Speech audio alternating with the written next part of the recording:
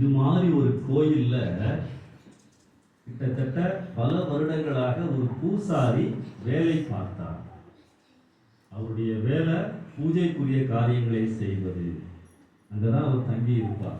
20 வருடங்கள் அங்கே வேலை செய்தார்.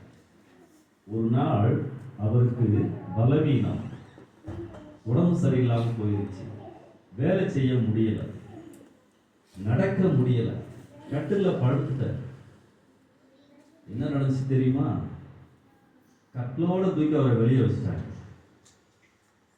யாரும் கவனிக்கல. இன்னொரு ஆளை போட்டு வேலை ஆரம்பிச்சிட்டாங்க. அந்த கோவிலுக்கு எதிர்ப்புறமாக யாருங்க? அன்னை தெரேசா.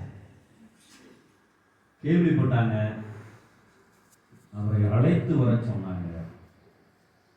தனியா ஒரு ரூம்ல வச்சு அவரை நன்றாய் கவனித்துக் கொண்டார்கள், பராமரித்தார்கள், அன்பு செலுத்தினார்கள், நோய்க்கு ஏற்ற மருந்தை கொடுத்தாங்க, சாப்பாடு கொடுத்தாங்க.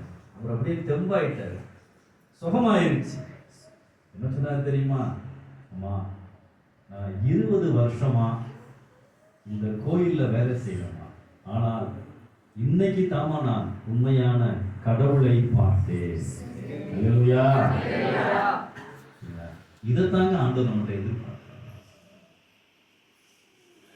என் வழியாய் மக்கள் இயேசுவை பார்க்க வேண்டும். அதான் முக்கியமான ஒரு காரணம். கனிகள் நிறைந்த வாழ்க்கை.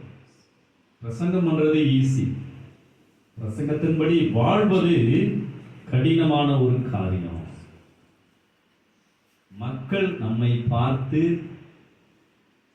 நீங்கள் இயேசுவின் பிள்ளை என்று கண்டுபிடிக்க வேண்டும். மலை உபதேசத்துல ஆண்டவர் சொல்றார்,